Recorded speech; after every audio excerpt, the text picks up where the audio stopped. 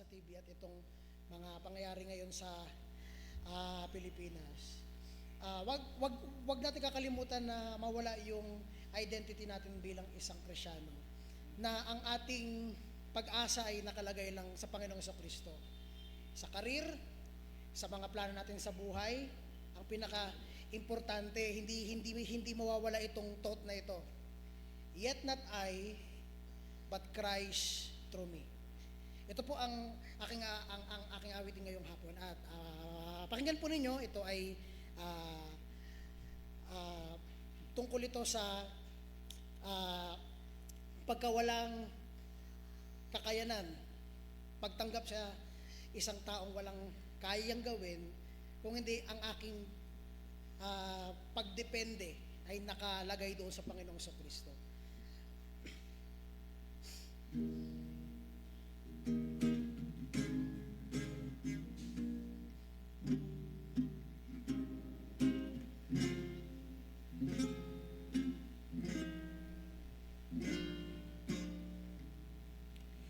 What gift of grace is Jesus my Redeemer?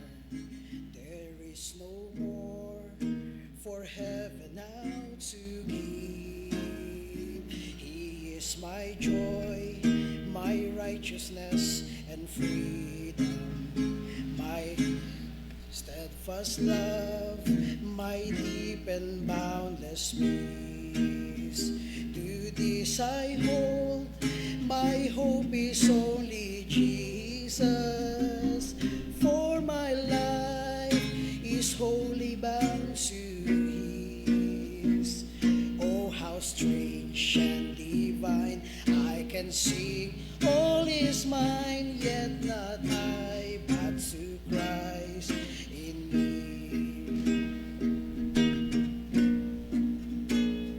The night is dark, but I am not forsaken, for by my side the Savior He will stay. I labor on in weakness and rejoicing, for in my need His power is displayed. To this I hold, my shepherd will defend me. Through the deepest valley He will lead.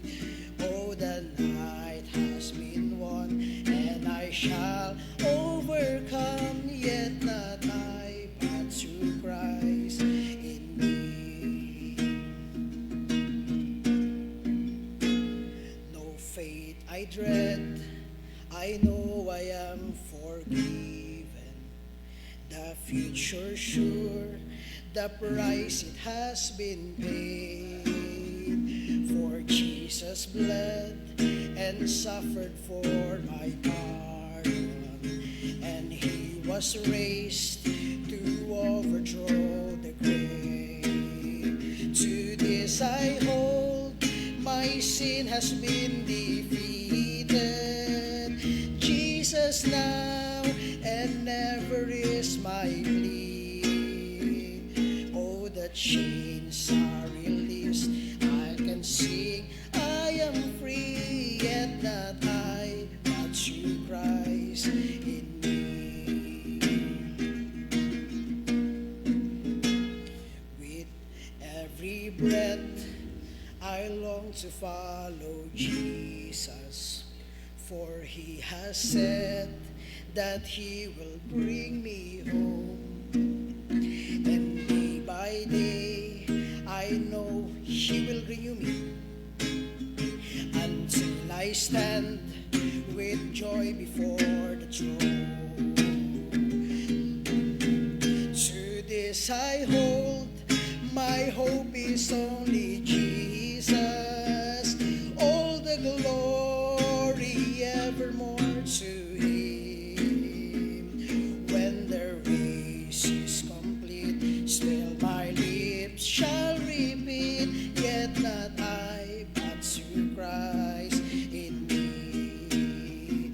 To this I hold, my hope is only Jesus. All the glory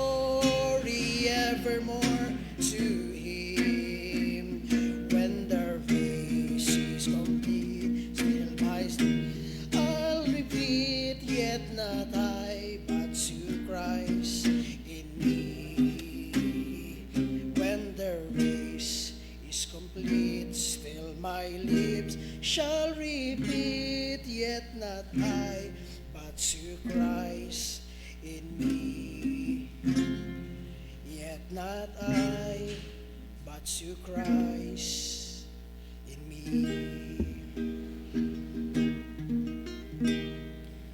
Sana po matandaan natin na kahit na anong meron tayo ngayon, galing lakas, lahat ng glory ay dapat maibalik sa Panginoong Jesucristo. Kahit yung kaya nating labanan na temptation is all for the glory of Christ. Soli Deo Gloria. Tawagin po si Pastor. Okay, magandang hapon po at dumating na tayo sa panghuling edisyon ng ating pagsasamba sa Espiritu at katotohanan. Tuwing hapon ay pinag-uusapan natin ang Espiritu Santo. Ano nga ba ang ginawa ng Espiritu Santo sa buhay natin? At lalo na po sa aklat ng Galatian. Para sa madaling pag-i-examine, ilang chapter mayroon ang Galatian? Ilang kapitulo po mayroon ang aklat ng Galacia? Ilang kapitulo? 6. Sumubra ka. Dito. Ilang kapitulo o kabanata mayroon ang kumulang ka. Ilan? 5. Sumubra, kumulang. Dito natin titingnan mga kapatid, ano ang koneksyon ng Banal na Espiritu sa aklat ng mga buhay ng mga Kristiyano sa Galacia. Bawat chapter, titingnan natin, kasi ang nasanay kayo sa amin sa expository na buong chapter lang, verse by verse. Ngayon po mga kapatid, tingnan natin kung ano magagawa natin dito, paano aralin ang buong aklat. Sa 5 kapitulo, bawat ito may isang sinasabi tungkol sa Banal na Espiritu, ano ang naging koneksyon nila sa mga tao ng Galacia. Kumbaga, ano ang koneksyon ng Banal na Espiritu sa atin sa lugar ng Kamalignon. Okay, Galatian at Kamaligsian. Okay. Tayo po magsitayo, pagbigay galang sa pagbabasa ng salita ng Diyos. Siguro hanggang 20 basahin natin. Galatians chapter 3. Okay, siguro 1 to tagpito para 15. Hanggang 15 lang tayo. Huwag natin ubusin kasi medyo matagal. Ano po? Okay. Kasi from verse 15 hanggang katapusan, dyan po ang confirmation ng covenant ng kasunduan ng Diyos, ng Banal na Espiritu. Ano ang ginagawa niya sa bawat tagasunod ng Diyos? Kasama tayo doon. From verse 15 hanggang 29. Kaya dito lang po tayo sa 1 to 15 siguro. Okay? At basahin po natin verse 1 kayo, verse 2 doon. Verse 1, handa na po ba kayo? Verse 1, ready? Begin. That you should not obey the truth. The eyes of Jesus had been evidently sa Tagalog, mabigat-bigat ang pagkasalita niyan eh. Parang sinasabi, ano ba kayo? Hindi ba matitino ba kayo? Parang ganun ang pagkasabi sa verse 1. Verse 2 po kayo. Verse 2 po. This only to receive. Ayan. Verse 3.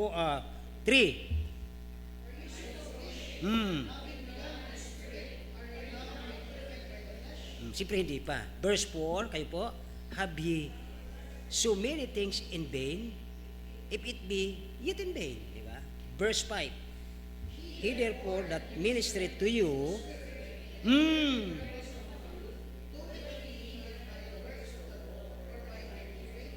diba mga kapatid, akala nyo naghihirap yung pastor, naghihirap yung sino man sa atin. Ang nasasaktan madalas, Banal na Espiritu. Kaya huwag po tayo magtuturuan dito eh. Verse next. Believe God. And it was accounted to him for. Dapat righteousness na makita sa bawat isa. Hindi yung puro tayo pagtuturo, pag-excuse sarili. Verse 7. Now, the same are the children of Abraham. 8. And the scripture foreseeing that God would justify the heathen through faith, preached before the gospel unto Abraham, saying, and this nation be blessed. Tingnan nyo, bakit hindi ba tayo heathen? Hindi ba tayo mga masama sa mata ng Diyos? pero mapalad tayo through the work of the Holy Spirit. Next po, kayo po, verse.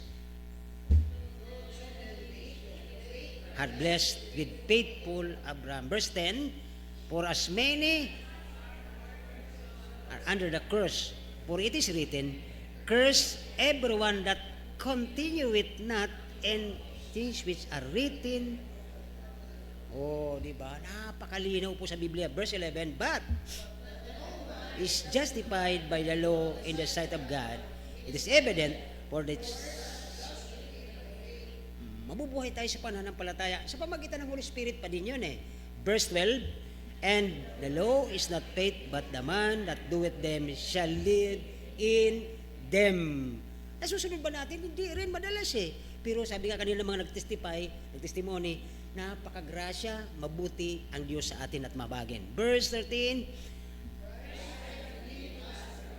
of the law, being made a curse for us, for it is written, curse everyone that... Makita niyo po yun. Tapos kung basta-bastahin natin ang Holy Spirit na nagtatrabaho para sa atin, parang wala lang sila sa buhay natin. Kaya tingnan niyo po ang verse 14, okay? That the blessing Abraham might come on the Gentiles through Jesus Christ, that we might receive the promise of the Spirit through faith. Yung po ang napakasarap dito pag balik-balikan natin. Last verse 15, brethren, I speak after the manner of men, through I be but a man, covenant, yet if the confirm, no man disannulleth or addeth thereunto. So ngayon pong hapon, pag-uusapan natin ang banal na espiritu sa mga Kristiyano sa Galatian. Ang banal na espiritu sa mga Kristiyano sa Kamalig. Ano po ang pagkakaiba ng dalawa? Hitin ang mga Galatian, hitin din po tayo. Kumbaga, ang mga masasama sa mata ng Diyos, pero ang kagandahan sa atin, tayo po'y minahal ng Diyos, nilinis, namatay ang kanyang anak doon para maging sakripisyo at kabayaran sa ating kasalanan. Nabayaran tayo at ngayon, dapat bigyan natin ng pansin ang banal na espiritu sapagkat siya ang nasa buhay natin. Yung kinantakan ng special number, yet not I, but Christ. Live it in me through the Holy Spirit because Christ is in heaven. Tayo po ay manalangin. Dakilang Diyos, salamat po sa mga testimony. Lord, hindi namin po inaakala na amazing ang iyong mga biyaya, kahabagan, pagpapatawad sa amin, na kung saan ang aming mga pamilya, Panginoon, pinagkaloob mo ito, pinahiram sa amin. Alam namin bilang mga magulang, kaming tatay at nanay ng mga anak namin, pinahiram nyo kami para turuan namin sila ng maging unahin ka, priority ka, at lahat gagawin nila, unahin ka, Panginoon, sa ministry mo, bago ang huli ang kanila. Salamat, Panginoon, na ito po'y natutupad sa iyong pangalan. Harinawa, Panginoon, anumang atake ng kaaway, anumang pagtutumba sa kanila, huwag mo nyo pahintulutan, Panginoon, at sabi nyo kanina sa aming pinag-aralan kanina umaga, hindi pa nagagawa ang armas laban sa kanila, at walang anumang sumpa na dadapo sa tahanan nila, sapagkat sila may plano kayo na maganda para sa kanila, na mga susunod sa aming yapak, sapagkat tatanda kami, sila ang susunod sa amin. Harinawa, maipakita, Panginoon, ng bawat isa sa amin, kung gaano kahalaga ang Ama, Anak at Espiritu Santo, na siyang nandito, na siyang component, nagtulong upang kami ay malinis, maligtas, mabago ang buhay. Salamat, Panginoon, sa hapong ito, na kung sakali man mayroon pa po, Panginoon, nag-aalanganin at gustong i-divide ng dyablo, ilayo sa aming Panginoon na tagapagligtas ang aming mga puso.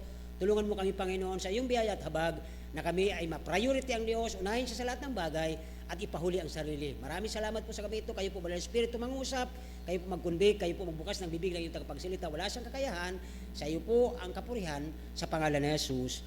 Amen. Okay? So, sabi ko sa inyo, may limang chapter ito o kapitulo, pero alam niyo po ba, sa buong 5 kapitulong ito, 13 times, 13 ulit, binabanggit ang banal na espiritu. Bakit? Labi ko sa inyo sinasabi sa Biblia, pag inulit ang isang bagay, isang word, 2 beses lang, napakahalaga sa Bible. 13 times, anong ibig sabihin nun?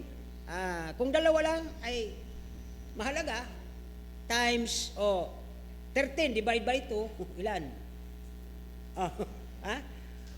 Anong ibig sabihin noon? Mahalaga. Di ba? Yan na naman kayo na.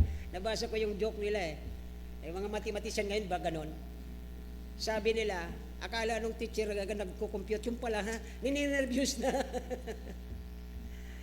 Okay, para malaantok natin. Pero alam niyo mga kapatid, isa sa dahilan kung bakit ang isang anak ng Diyos nagkakram. Nadidivide ang kanyang utak dahil ang kanyang mata, dalawa, nakatingin ang isa sa langit, ang isa sa material na bagay. Ingat kayo dito mga kapatid kasi ang tawag dyan sa inyo ay mistiso. Hindi pure. Pag sinabing mistiso, may masasaktan kaya hindi ko natutuloy. Okay?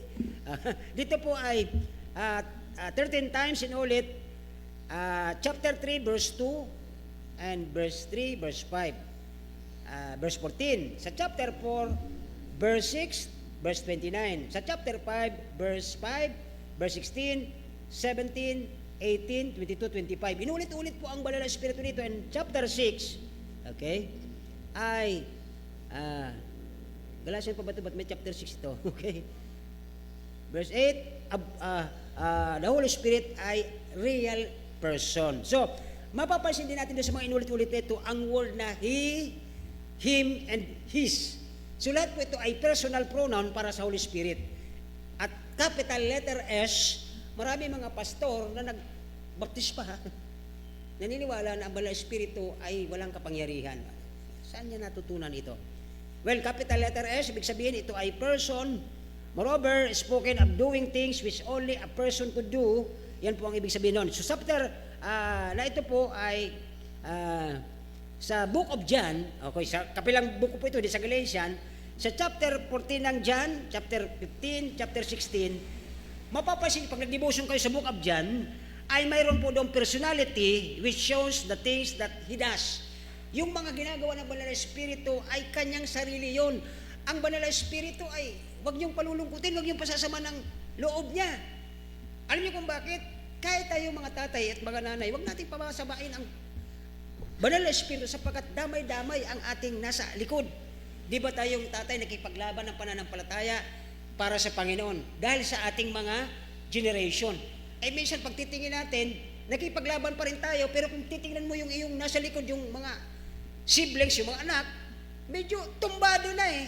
Kumbaga hindi natin nasa sa ayos na yung palang pakipaglaban natin, hindi na pala yung banal na espiritu ang lakas, kundi kahoy sa kahoy na. Laman sa laman na po. Ano. So dito ay, there are at least 7, 7, natitingnan natin, okay, na ang banal na espiritu performs, siya po nagpe-perform, siya po ang gumagawa the miracles of the new birth. Alam na natin yan. Sabi ng Galatians 4:29, ay mayroong dalawang contrast doon. Tingnan po, pakilabas po dyan sa screen. Okay, Galatians 4:29, yung word na born after the flesh and born after the spirit, magkaiba yon, di ba? Kaya minsan sa mga anak natin, hindi pare-pares din. Sa palay, hindi pare-parehas. May palay, pag lumabas ang palay, tayong-tayo, walang laman. Pag naglabas naman ang ibang palay, yukong-yuko, kung sino pa yung malaman, kung sino pa yung magagaling, napaka-humble. Malalaman yan eh, kasi palay sila eh. Eh kung sino naman yung mga walang laman, yung mga ipa, yung mga ata, tayong-tayo naman.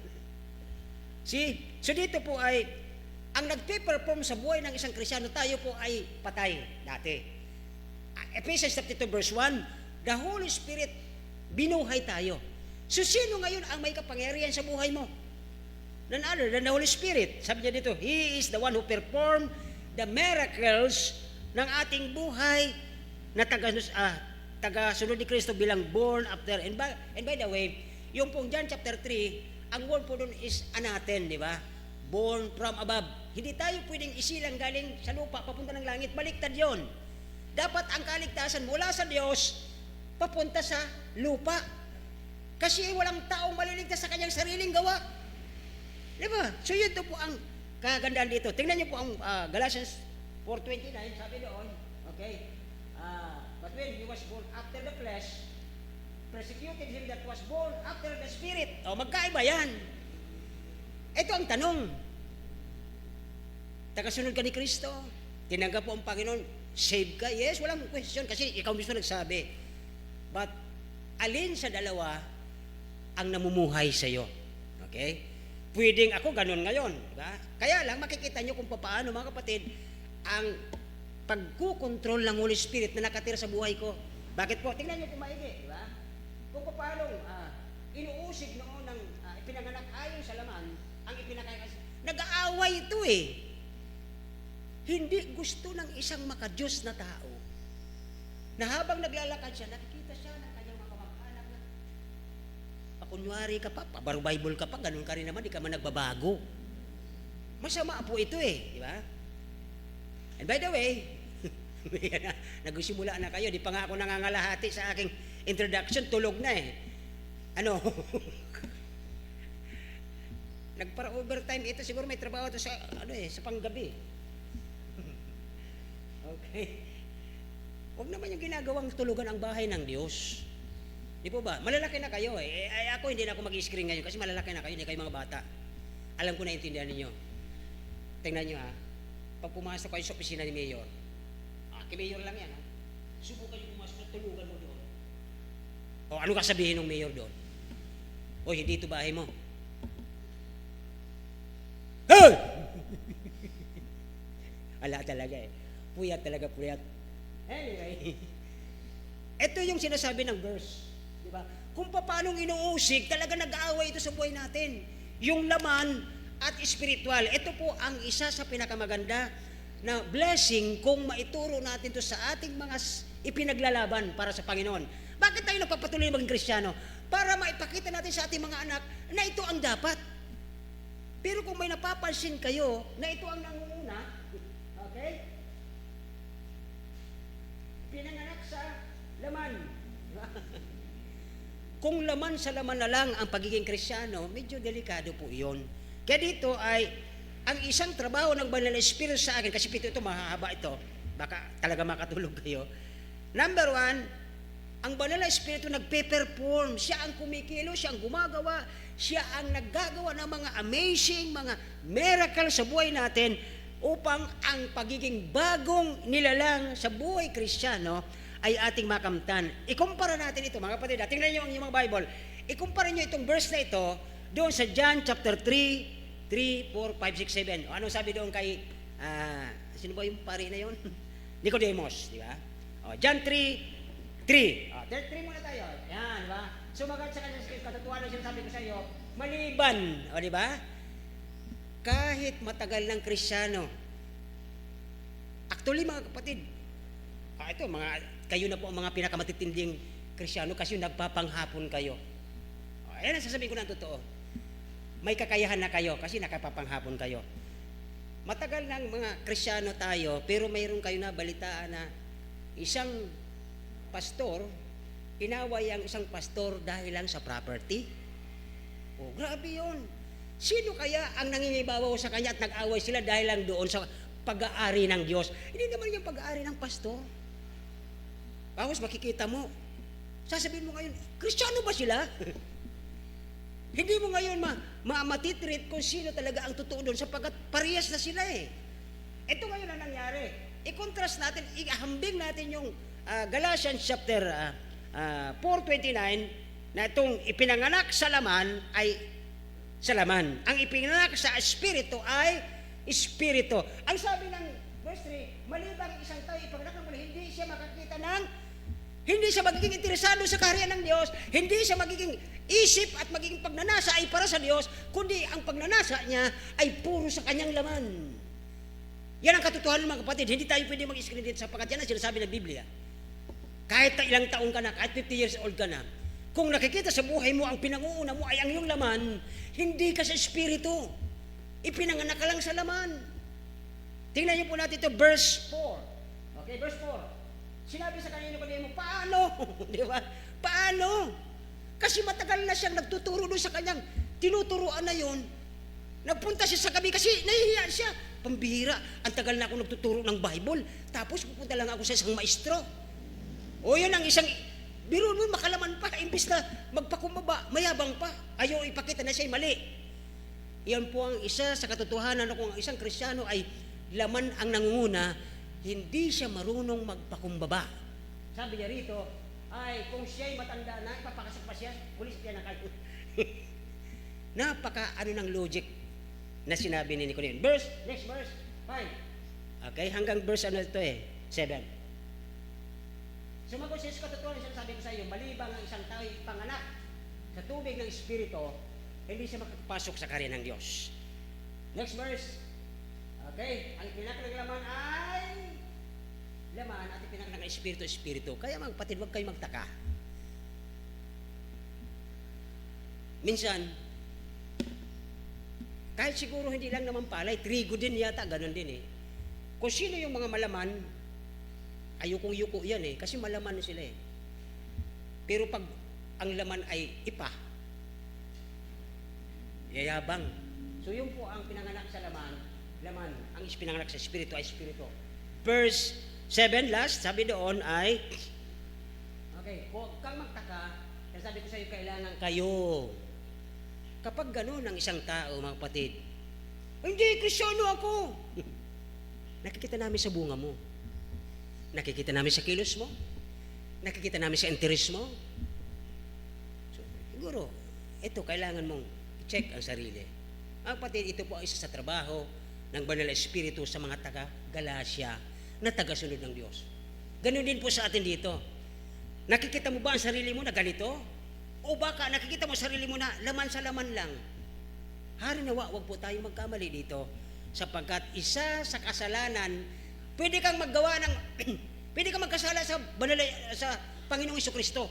Wag na wag lang tayong mamumusong o kukontra sa kalooban ng Holy Spirit. Nakakatakot po yun. Okay? Naalala nyo yung sa pera, namatay sa pera? Akala niya, nagtago sila paano nila nalaman na kumuha kami doon sa binigay namin? Hindi nyo po pwedeng pagtaguan ng Banal na Espiritu, sabi ng disipulo. Okay, kaya dito po, sa verses 5 and 6 ng ating tinignan na ito mga kapatid, the sovereign work of the Holy Spirit, okay, di natin pwedeng ilagay ang mga nais ng mga panglaman. Kasi mga kapatid, lagi po nating tatandaan, kapag ang isang anak mo na tinuturuan mo ng salita ng Diyos, magbubunga yan sa kanyang sarili. Makikilala mo ang katawan ng isang puno sa pamagitan ng kanyang bunga. Sabi mo, anak, santol ka. Nagbubunga ka ng kahil. Diba? Atis, layo. So, ito po ay isang tinuro sa mga Kristyano doon sa Galatia. Tinuturo sa atin ngayong hapon, saan ka ba sa dalawang ito? Hanggang ngayon ba matagal ka na? Dapat nagtuturo ka na. Pero ang iyong espiritu ay nakapuon o ang iyong sarili, laman sa laman ang nangunguna at hindi ang espiritu ng Diyos. Dito po ang isang totoong ipinanganak ng Diyos ay nagiging interesado sa kanyang uuwian. Walang sino mang anak ng Diyos na wala siyang, ba't ako uuwi doon? Di ba? Automatic ang kanyang mga gusto, dito lang ako sa lupa. Masarap dito tumira, magpapayaman ako rito, mag-iipon ako ng ganito. So ang kanyang pananaw ay material lamang at hindi siya panglangit. Kaya mga kapatid, ang kanyang laman, kanyang isip ay mayroong tinitingnan na papunta ng langit. Okay? Alam naman niyo ito, sa ulanin niyo ito, John 1:12, di ba? But as many as receive Him, to them give the power to become the sons of God. Pastor, hindi naman siguro po para nagkamali lang. Meron namang prodigal, yes. Pero yung prodigal, mga kapatid, tandaan nyo tinatawag natin siyang prodigal, pero mayroon siyang bungang bago. Nung nagdesisyon siya, mamamatay ako rito.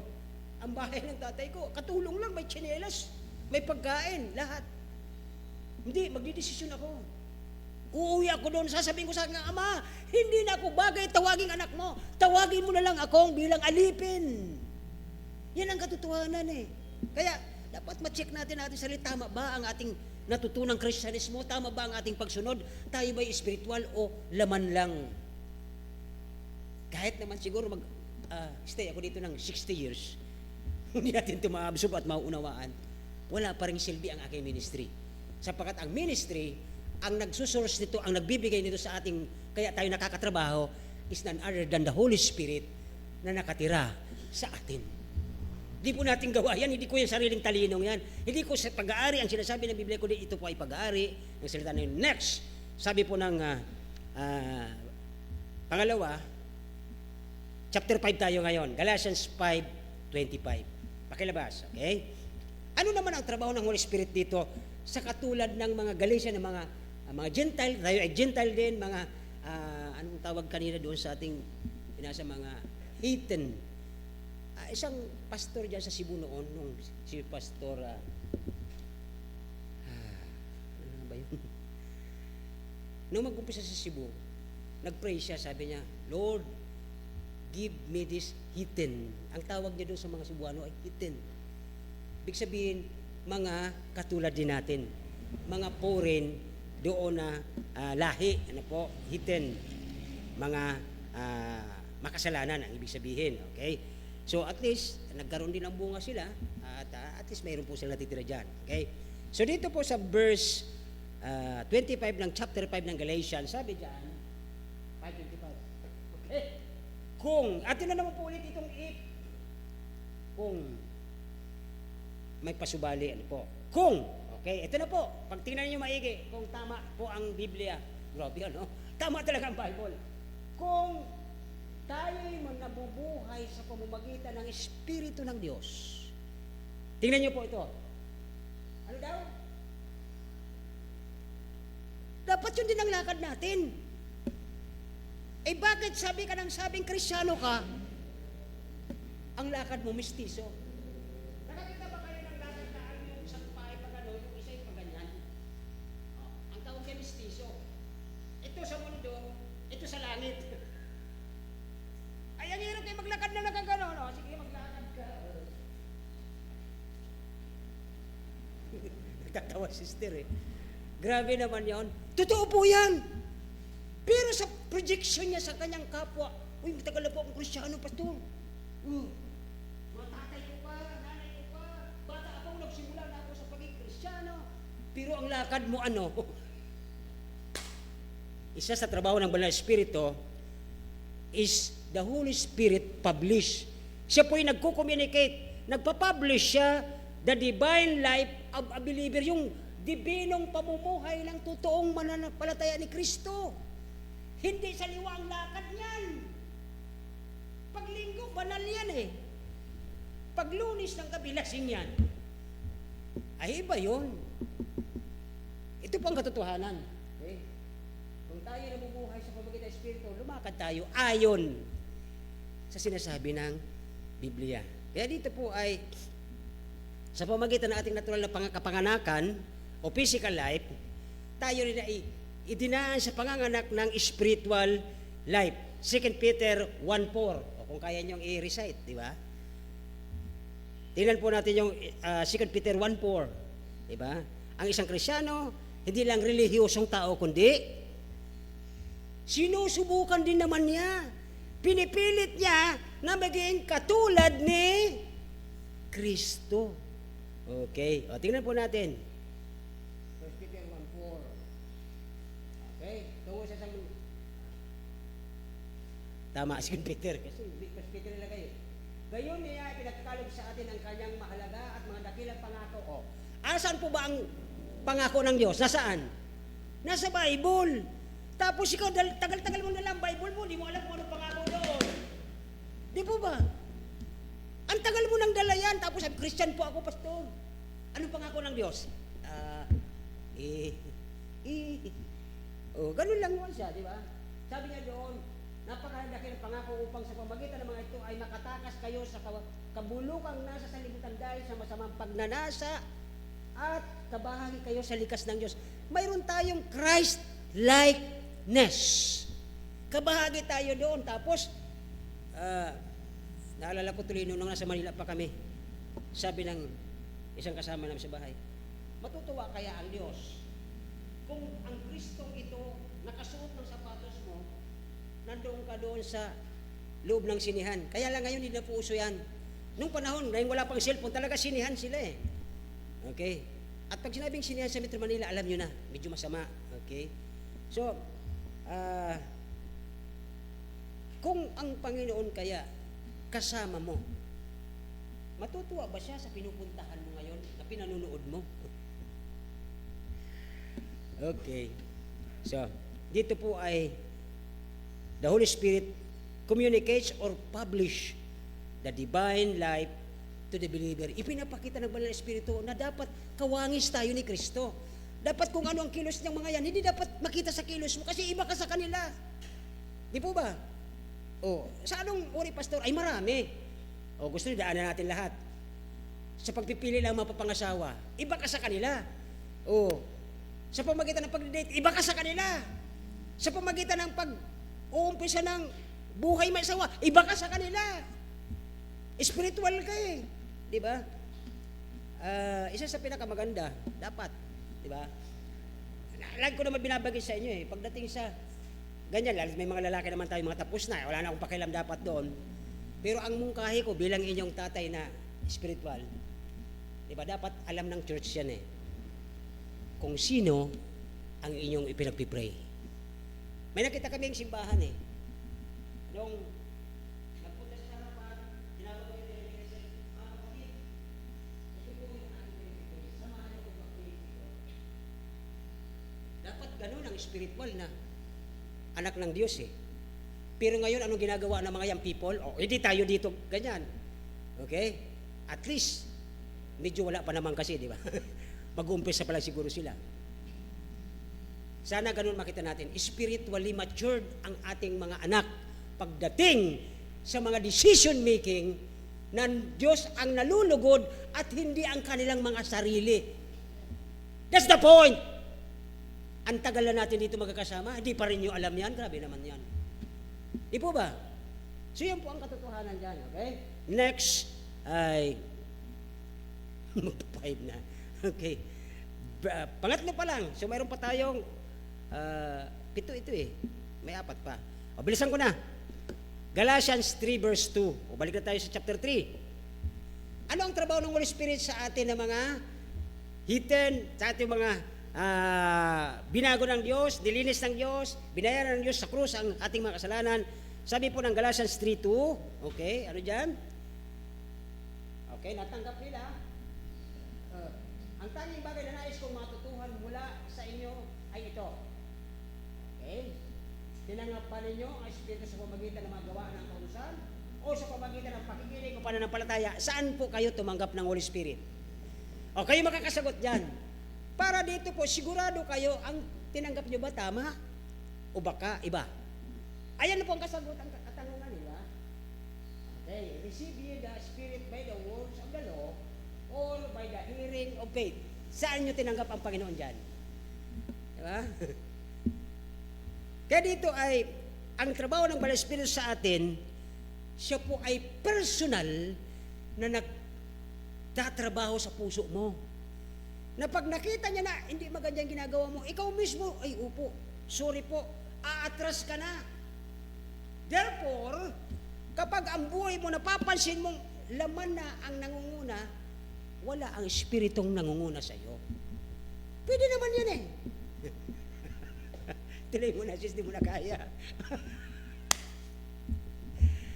Di ba ba? Ako sa iyo, handa tayo. Kasi naantok kayo eh. Tibay talaga. Okay, thank you very much po. Okay, subukan ko lang kung naantok na kayo kasi tatapusin ko na ito. Pagdating sa Espiritu Santo, mga kapatid, alam nyo kung bakit si Eutico namatay? Alam nyo kung bakit? Sagot nyo naman, nakatulog. Hindi po. Ibinigay na siya ng Espiritu Santo para wag siyang pamuga. Ano yan? Wag siyang tularan. Kasi ang laki-laki ng pwesto doon, ang ginawa niya ito, sumabit ito, nagpakayabang siya sa bintana. Ang di niya alam, magpipreach si Pastor Paul ng midnight hanggang umaga. Kahit sinong malakas na binata o teenager, kahit anong tagal mo doon sa 2 oras mo nakasabit ka, naglag ka. Di mo ba? Ang una kong narinig yan ako'y bata pa, kasi mo nakatulog, hindi pala yun ang rason. Nagyabang si Eutychus doon. Pinakita niya yung kanyang lakas. Kaya ko to. Kahit pagdamag ka mag-preach, nakasabit siya, laglag siya nung inantok siya eh. So, binigay siya ng Holy Spirit doon sa kamatayan niya. Matay yun eh. So dito po ay, sabi ng Galatians 3:2, the Holy Spirit, how they receive Him by hearing of faith. Nung narinig mo ang pananampalataya, tinanggap mo siya. Alam niyo mga kapatid, nung tinanggap ko ang Panginoon, siguro gano'n din naman po kayo, hindi na kayo po yung parang malungkot, kundi excited ka lagi. Dumating ang punto na, ako'y nag-aral sa Dominican, may dala akong Bible. Excited ako eh. Bakit? Kasi ang Holy Spirit ang naglilid. Paano kung hindi ka na po spiritual at nasa laman ka na?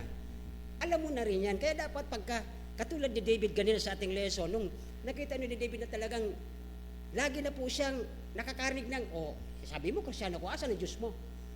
Parang, sabi niya, iba na to. Kailangan ko na ang Panginoon. Uhaw na ako sa kanyang glory, presence, power, forgiveness. Kaya siya po ay kumakain na siya lagi ng pagluha dahil durog at basag na ang puso niya para ang banal na Espiritu. Nung araw po mga kapatid sa Old Testament, hindi nakatira. Hindi po naka-indwell ang Holy Spirit kasi sabi ni David doon sa Psalms, ano ba yun yung remove not the Holy Spirit from me. So sa Old Testament, pwede palang umalis.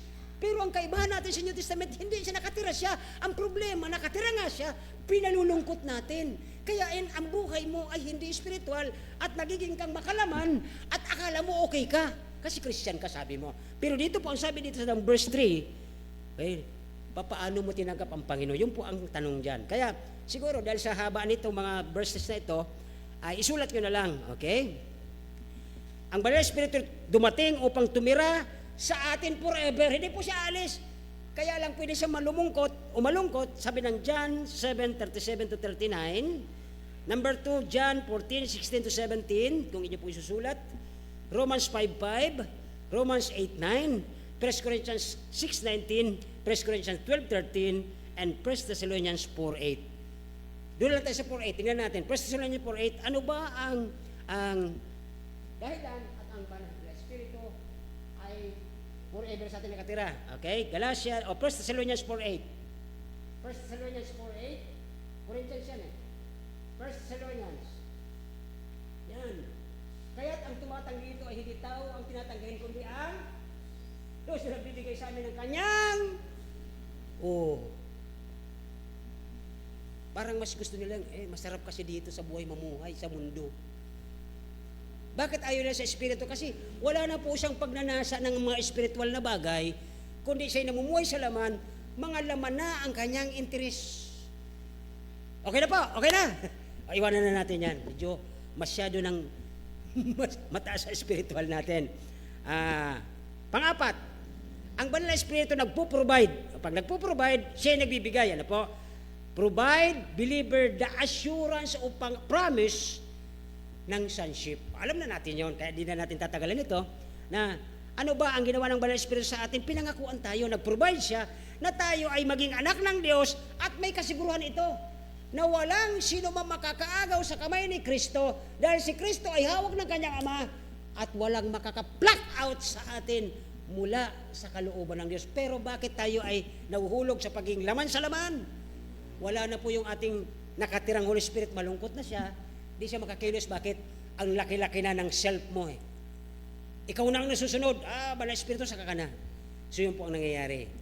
Panglima, the Holy Spirit leads or persuade the believer in the life of victorious or prosperity or prosperous sa mga kasalanan. Nagiging prosper tayo doon, hindi natin ito na-achieve. Imbis nilalabanan natin because God, the Holy Spirit persuade or lead us bilang mga mananampalataya na magkaroon tayo ng buhay na mayroong prosperity sa kasalanan. Pero nagkakasala pa rin tayo. Nga lang, hindi po yung masyadong malalakas at malalaki. Okay? Galatians 5:16 and 17, ang sabi ay ganito, nung tayo ay naging anak ng Diyos, okay? Galatians 5:16, subalit sinabi ko, lumalakad kayo ayon sa Espiritu at huwag ninyong bigyan ng... Kasi pag nasanay kayo doon, wala nang ano yan. Kahit bumubulong Holy Spirit, huwag mo tindihin itong gusto ko. Gagawin ko ito kasi nagnanasa ako rito. Ngayon sasabihin mo, matagal na akong Kristyano, Pastor. Ha? Tingnan mo sarili mo, baka hindi. Okay? Sabi doon, lumakad kayo ayon sa Espiritu, huwag sa inyong bigyan ng kasiyahan ang mga pagnanasa ng laman. Ayaw ko magsampul, baka ma-open pa kayo Kasi pag hindi tama talaga, sabi ng mga matatanda nung araw, pag hindi ukol, hindi, ba't yun ang naging sampul natin? Nauntog! Nung kami ikakasal, mga kapatid, sabi nung aming isang ninang, sabi kay Pastor Daria, nandyan na yung brother car. Sabi, Pastor Daria, iuwi ko na to sa Bicol, hayaan mo na yan si Brother John. Grabe yung takot ko. Sabi ko, mali ba yung ginawa namin? Tama yung proseso ko eh. Pinakita ko doon sa pastor ko na ako'y gustong matuto at gusto kong maghawak ng ministry. At nung mag-pray ako di lang po kasi yan, ilang buwan eh. Taon niya doon sa, porque umakit ako, tapos habang nagpipray ako, patuwad doon, parang Muslim, may lumalakad pa sa likod dahil ang sahig doon ay kahoy. Yung nagpipray kang nakaganyan, may taong gano'n sa likod, pamilya mo, wala. Nakaano na ba kayo nagpipray kayong ganon? Ang pinakamatindi mga kapatid, lumamit-ngit yung sahig. Siyempre, nagpipray ka. Wala. Oh, sabi niya naman, simbahan, mayroon. Kala nyo wala. Okay. Mga kapatid dito, ang isa sa, kapag hindi pa talaga, sabi ng Banal na Espiritu, pag hindi ka pa panahon, huwag mong pilitin. Okay, sabi ng Banal na Espiritu, kahit naman saan yan. Okay, kahit doon sa pagbi-ministry natin. Pero, ito ang isang tanong nung kami kasama ko kayo, di ba? Tinanong ni Brother Raymond, Pastor Dennis, paano yung pastor na hindi naman tinawag, pero nagbubunga naman siya. Marami namang umaatin, marami namang nag-member. Ang ganda ng sagot. Alam mo kung bakit, kapatid, sabi niya, dahil lang sa biyaya ng Diyos. Pwede pala, pastor, pwede pala. Yes, pwede. Pero tandaan mo, sabi nito, sino ang binibigyan mo ng kasiyahan? Hindi ang Diyos, hindi ang Espiritu Santo, kundi sino ang binibigyan mo ng kasiyahan? Sino ang binibigyan mo ng aliw? Sarili mo. Hindi naman ang Diyos. Nasaan doon ang sinasabi ng Biblia sa iyo? Wala. Puro ikaw lang. So dito po ay binigyan tayo ng Banal na Espiritu ng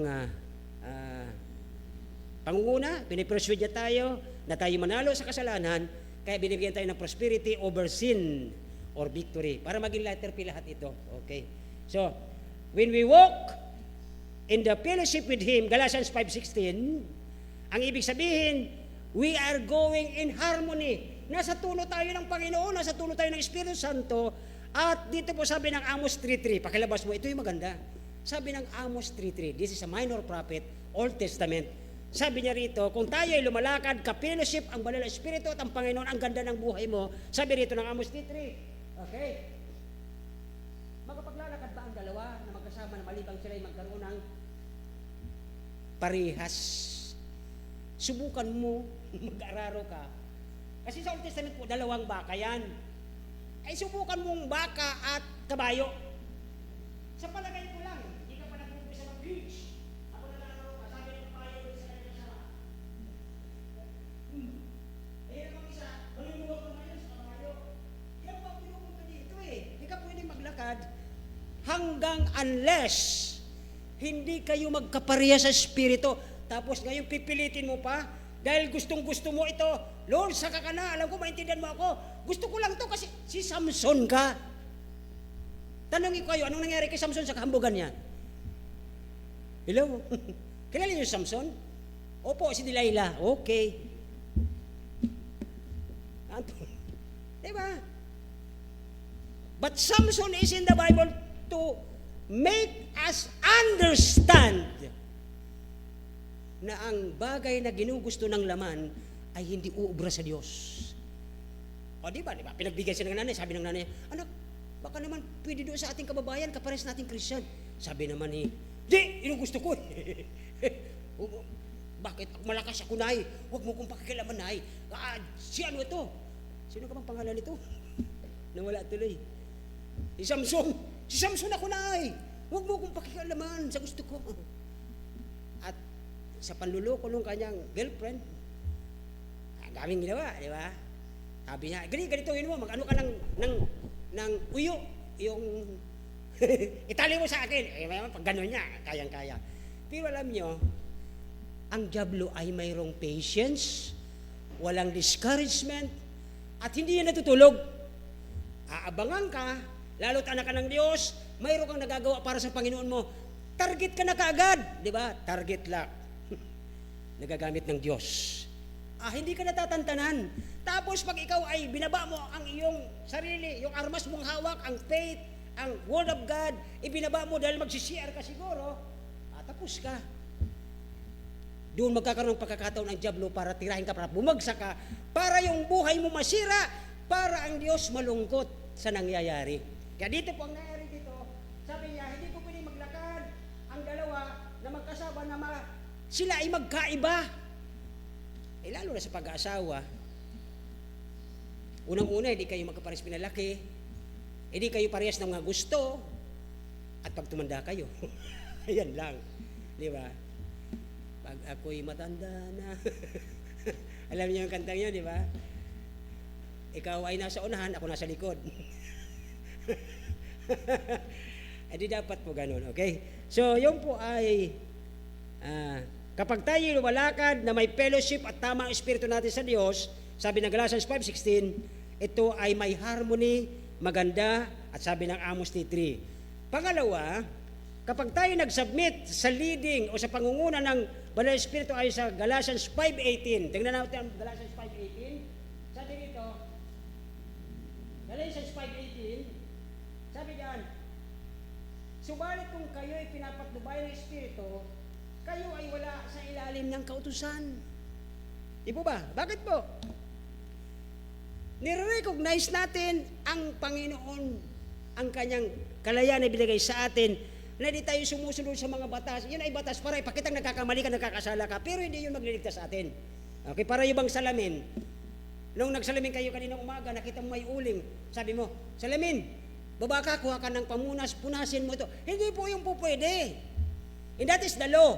Pinapakita sa iyo ng batas, ng salita ng Diyos na may mali ka, ikaw ang kumilos, hindi yung utusan mo yung iba.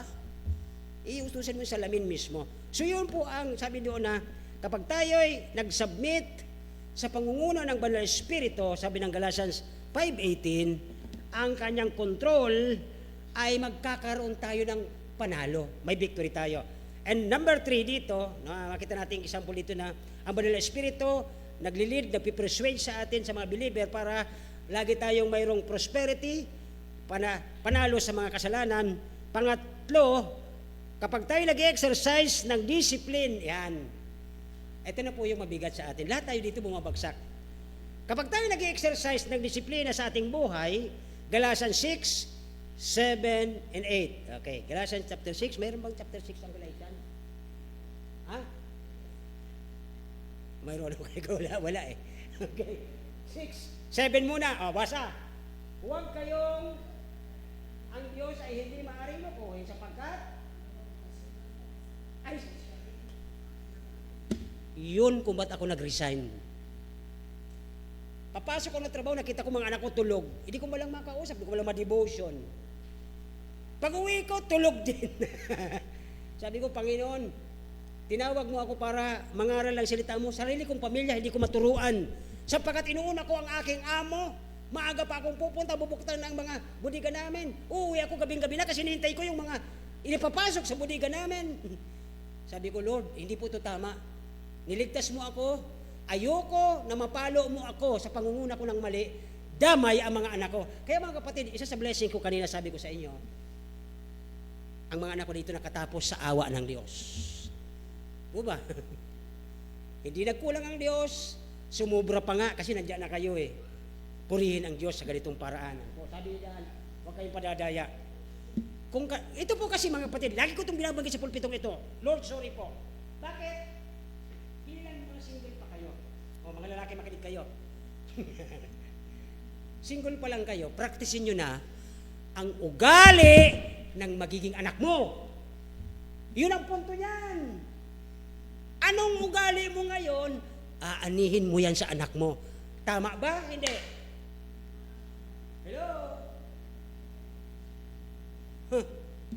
Sabi ng mga matatanda nung araw, Nunoy, pag nagpuon ka magbutonis sa karabingi, Noy, masundo yan, Noy, tabili man yan, Noy. Okay ba yun? Espanyol yun. Sindo, butonis, uhalis. Basta ganun yun.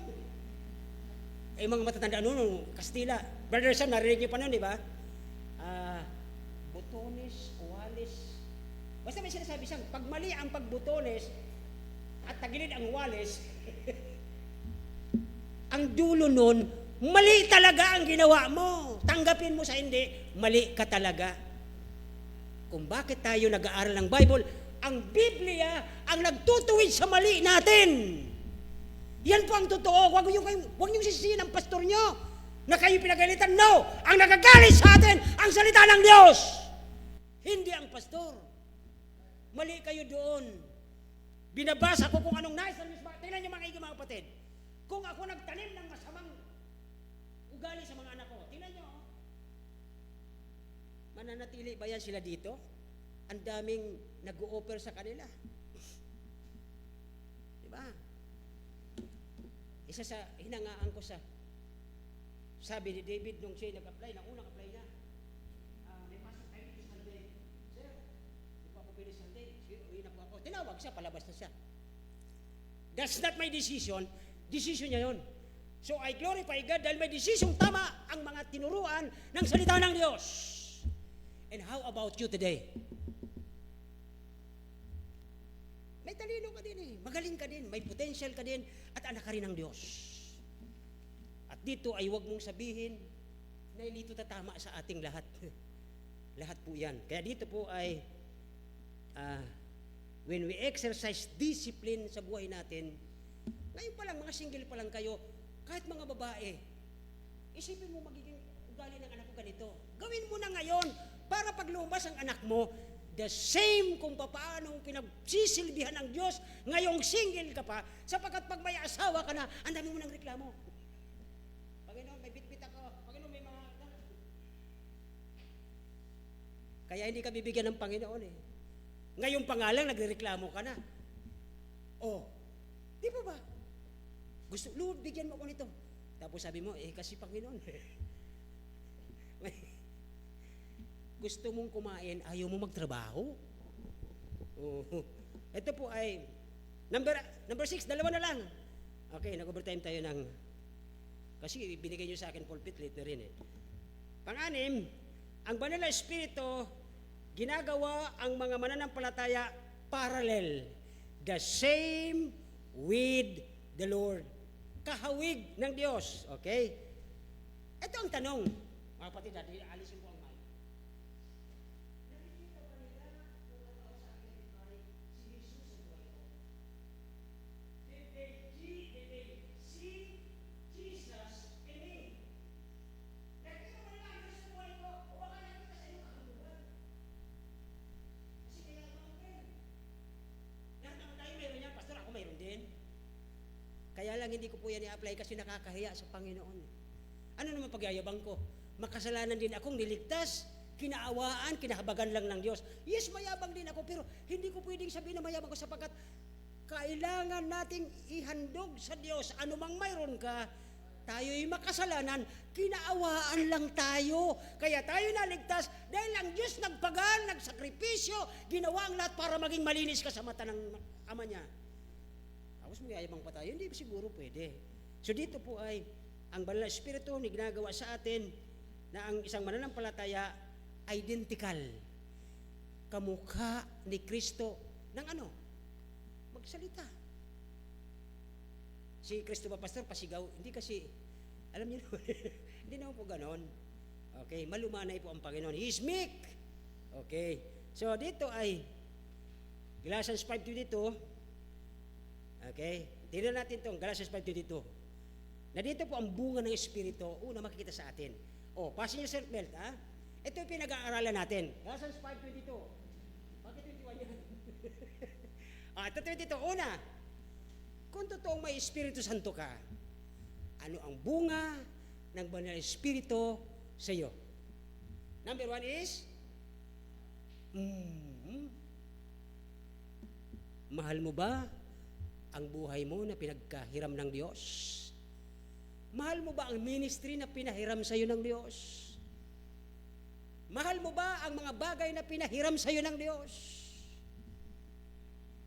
The fruit of the Spirit, love. Okay, baka naman love to opposite sex. Baka yun ang pagkakaintindi natin, pero hindi po yun. Okay? Una ay pag-ibig. Bakit nung umibig ka sa hindi ka ibig-ibig, nagkaroon ka ng joy? Bakit? Because that love and joy is come from Jesus Himself. Wala tayo niyan. Kasi nung tayo'y pinanganak, mga kapatid, tandaan ninyo, mag-observe kayo sa mga manganganak. Si Mayla. Sino ba yung isa? Gusto nyo basdan nyo, paglabas ng bata, O sino sa inyo nung pinanganak? Bukas palad. Napakapalad nyo. Nung ipinanganak daw ako ay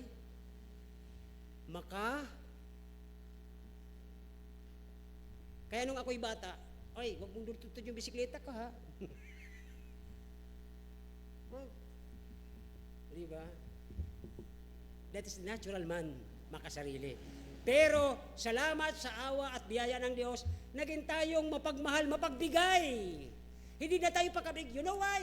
Because God love a cheerful. Uy, alam nila. Naalala ko nang mayroong prayer date, mga kapatid. Asil, di ba? Nag-explain ka nung pinapakanta mo. May narinig ko sa likod, pastor, sabi, ay, hindi namin alam yan. Ayos, may pagganon siya na mayroong humor. Okay. Di ba? Kasi ang mga listener, iba-iba. Ngayong hapon, iba-iba ang tinga na nandaan, pero iisang word of God, iisang blessing mula sa binigay ng Diyos na inspiration doon sa nagsulat, iisang grasya, isang pag-ibig, isang espiritu, pero iba-iba ang application. Okay? Kaya sa tingin ko, mga kapatid, last, ang banal na espiritu ay sobrang passionate. Inspirado siya that the power of the believer in service, mayroon kang kapangyarihan sa pagsiservisyo sa iyong kapwa, yung mga taong hindi mo kaibig-ibig, mga kaaway mo, minamahal mo, by the power of the Holy Spirit. Acts 1:8, but ye shall receive power after that the Holy Ghost is come upon you. Nung tinanggap niyo ang Panginoon, at ikaw, sabi mo, makasalanan ako, Panginoon, humingi ako ng tawad, tinatanggap kita bilang Panginoon ko, automatic ang banal na Espiritu titira sa buhay mo kung tinanggap mo at piniwalaan mo ang Kristong nagdusa sa cross para bayaran ang kasalanan mo. Yun po ang sinasabi dito na ang banal na Spirit, the Holy Spirit, is passionate. He was inspired that the power of the believer ay mayroon siyang kapangyarihan doon sa kanyang serbisyo, sa kanyang Panginoon. Galatians 3:5, dito na po yon. Okay, last? Galatians 3:5. At least naikot natin ang Galatians, di ba? Ang Diyos ba ay nagbibigay sa inyo ng Espiritu at gumagawa ng mga himala sa gitna ninyo? Yes or no? Ulitin ko ang tanong. Okay? Ang Diyos ba ay nagbibigay sa inyo ng Espiritu at gumagawa ng mga himala sa gitna ninyo? Siyempre, amen. Sa paanong pamamagitan? Sa anong paraan? Sa pamamagitan ng? Amen, Pastor. Paano kung kabaliktaran ang ginagawa mo? Babaliktarin dito ng Diyos. Okay? Hindi siya magbibigay. Okay? Siya hindi gumagawa. Hindi siya magbibigay ng himala. May kamag-anak kang may sakit. Nagpipray, Lord, kahabagan mo sa kagalingan. Hindi ka bibigyan noon. Bakit? Baliktad ang pagsunod mo. Tama, hindi? Yan po yung trabaho ng Banal na Espiritu sa atin. Take note. Okay, tapos na tayo. Okay. Ang kapangyarihan, the power and energy of the Holy Spirit ay hindi tayo pwedeng mag-serve effectively. Kumbaga sa itak, hindi ka pwedeng itabas kasi mapurol ka. Ang tawag dito sa kamsur, yung bungi-bungi, ribi. Ang tawag sa inyo dito niyan? Ha? O yun, maliban na, mapurol na, bungi-bungi pa yung, hindi ka epektibo. Kahit anong wasiwas sa'yo, wala kang mapuputol kasi kalawangin, bungi-bungi, malapad na, hindi na hinahasa. Okay. So, hindi ka magiging epektibo, hindi pwedeng gamitin ka ng Diyos, ng Banal na Espiritu, ang iyong energy, lalo na ang laman. Kasi ang laman, speaks of the handle. Kung itak ang gamit mo, mapurol na nga ito, yung handle niya kahoy. Hindi yan pwedeng iputol, kahoy yan eh. Ang hinahanap dito ng Diyos na maging epektibo ka, ay yung iyong gamit ng Espiritu ng Diyos sa buhay mo. Hindi po yung sarili mong pinapakita. Sabihin na natin, kayabangan, okay? So, hindi ka, we cannot serve, okay? We can never serve God effectively. Hindi tayo maging epektibo sa pagsiserve sa Panginoon kapag ang lakas natin nagmumula sa ating laman. Hindi sa lakas ng Espiritu. Bakit po? Ephesians 3:5, di ba? Bakit? Kaya tandaan natin, okay, ang pagiging epektibo lang natin at pagsiserve sa Panginoon, the power of His might. Acts 1:8, okay? And Zechariah 4:6 muna, Zechariah 4:6. Sabi na Zechariah 4:6, okay? May Zechariah ba ang Bible? Ay, alam ni Regine yan, okay? Ayan. mayroon naman Mr. Reg, di ba? Zechariah 4:6. Okay. Zechariah chapter 4 verse 6. Zechariah. Okay. Yan. Sinabi sa akin, ito ang salita ng Panginoon. Mga kapatid, ito ang salita ng Diyos. Hindi salita ni pastor. Sinabi sa akin ng Panginoon ngayon. At nakikita nyo, sinabi rin ng Panginoon sa inyo ngayon, di ba? That said the Lord. Sinabi sa akin, di ba? He answered and said unto me, ito ang salita ng Panginoon kay Zerubbabel, na sinabi hindi sa pamamagitan ng lakas. Talino. Okay? Ni sa kapangyarihan, may posisyon ka. Gobernur ka. Hindi yan pa dyan. Hindi ka magiging epektibong gamit ng Diyos. Okay? Sabihin pa natin kung iba pang, ayaw mo na. Okay? Bago may masagasaan pa tayo. Kundi sa pamamagitan ng Espiritu Santo. Kung bakit tayo nagagamit sa ibang tao. Wala ka namang binigay, pero yung tao sa'yo, gusto ko po sa'yo marinig. Ang sarap mong kausap. That's the power of the Holy Spirit within you. Wala ka namang binigay na kahit ano. Pero gusto ng taong ito lagi kang kausap. Gusto niyang laging maririnig ka nagsasalita. Ito po ang kapangyarihan ng Banal na Espiritu. Sabi niyan, kundi sa pamamagitan ng ating Espiritu, sabi ng Panginoon ng mga hukbo. Okay? O sino magre-reset ng Acts 1:8? But ye shall receive. After that, the Holy Ghost is come upon you, and ye shall be martyr to me. Bakit martyr?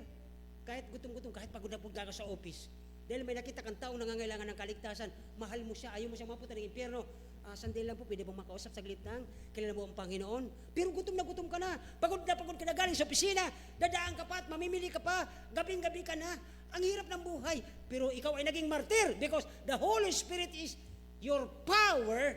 Naging kang martyr dahil doon sa kapangyarihan ito na habang ikaw ay nagtatrabaho para sa Diyos, parang kahit gutom ka, gustong-gusto mong magsabi sa Kanya ng Biblia para maunawaan niya ang Kanyang kaligtasan na kailangan niya ang Kristong nagliligtas. Ganun po din ba ang kumikilos sa puso ninyo? Acts 1:8, pakisabi doon po, pakilabas. Acts 1:8. At dito na po tayo tatapos. Ay, salamat. Okay. Ngunit tatanggap kayo ng kapangyarihan pagbaba ng Espiritu Santo at kayo maging mga saksi. Ang gamit po dyan ay martir sa Jerusalem, sa kapitbahay, sa buong bayan, at Samaria, sa kalatig na bayan, hanggang sa kaduluduluan, hanggang Naga City, sa bahagi ng lupa. Magiging kang martir. Bakit? Kahit gutom ka, kahit anong hirap sa buhay mo, hindi mo mapapigilan yung bibig dahil ang Banal na Espiritu kumikilos sa iyo at pagsalita mo, lahat ng tao makikinig. Ganun po ba? Ako pala yung makasalanan. Hindi pala ako mapupunta ng langit dahil ako yung makasalanan. Paano po ba maligtas? Tanggapin mo si Kristo. Paniwalaan mo ang ginawa niya sa krus, maliligtas ka. Yun po ang pagiging martir ng mga Kristiyano. Hindi yung pagiging selfish. Laman sa laman, wala pong mangyayari sa buhay natin. Tayo po mag-sit tayo at tayo mag-close. Harinawa, naging lesson sa atin ang mga bagay ng ginawa ng Espiritu Santo sa buong aklat ng Galatia. Sa buong lugar ng Kamalig, iba-iba tayong lugar, may taga-Ginubatan, may taga-Tabaco, may taga kung saan yan. Tayo niligtas ng Diyos to be a martyr for His name. Let's pray. Dakilang Diyos, salamat po sa hapong ito, salamat po sa Banal na Espiritong nangunguna. Lord, patawarin niyo po kami. Kung sakali man po mayroon kami sa mga anak ko, sa akin, Panginoon, na ang laman ang pinangunguna niya sa kanyang buhay, sa kanyang puso. Patawarin niyo po kami, Holy Spirit. Huwag po sana kayong malulungkot sa aming mga katampalasan, mga paggawa ng kasamaan sa iyong harapan. Patawarin niyo po kami, ang buong simbahan, Panginoon, sa nagagawa namin sa iyo, Banal na Espiritu. Alam namin nalulungkot ka sa hindi namin pagtupad, paggawa, pagsunod ng iyong mga sinasabi sa Espiritu o sa salita ng Diyos.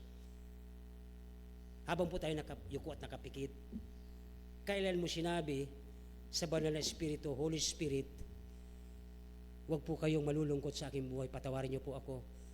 Gusto kong makita ng aking mga katrabaho, ng aking mga kapitbahay, ng aking mga kaibigan, na ikaw ang aking kapangyarihan, ikaw ang aking lakas, upang sa gayon, makakilala sila sa Kristong nagliligtas, gamitin ako para sa kanila. Nagilan niyo, salamat po sa hapong ito. Kayo po ang naituro, kayo po ay nataas. Kung wala po kayo, Banal na Espiritu, sa aming buhay, wala po kami magagawa. Lukoban niyo po kami. Huwag niyo pong hayaan na magamit namin ang aming mga sariling desisyon. Huwag ninyong hayaan na magamit namin ang aming mga puso sa mga bagay na gusto namin, kundi dapat ang gusto mo ang mauna at hindi ang gusto namin. Kontrolin mo kami, Holy Spirit.